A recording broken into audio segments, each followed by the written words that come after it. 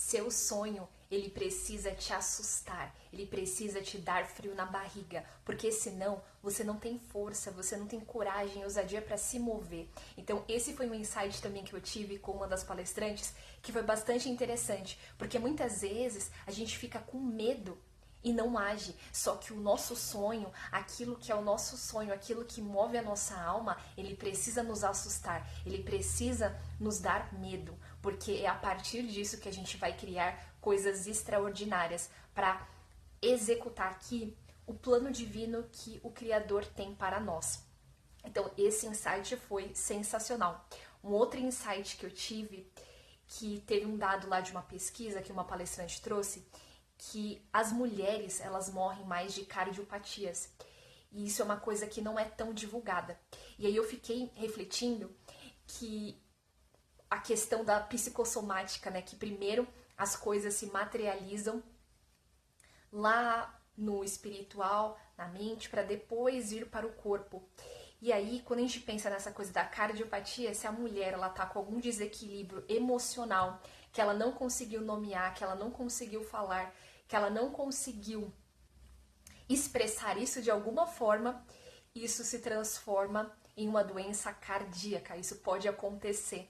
Então, eu fiquei pensando muito, nossa, essas cardiopatias, elas podem ter muito a ver com questões emocionais não resolvidas.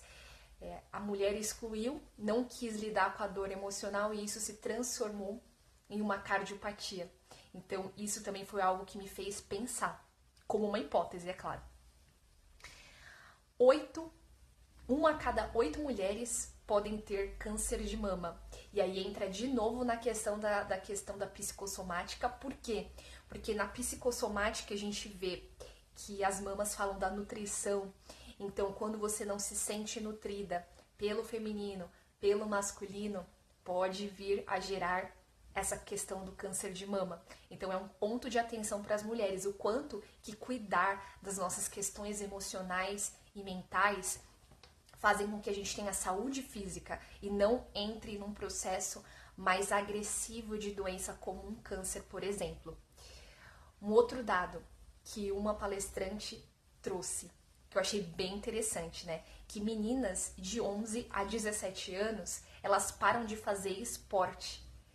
Então, a gente percebe que não são estimuladas, porque é como se o esporte fosse algo mais masculino. E as meninas acabam desistindo ali na adolescência. E isso é muito triste, porque na verdade elas precisam se estimular, né? Para conseguirem fazer atividade física e não desistir.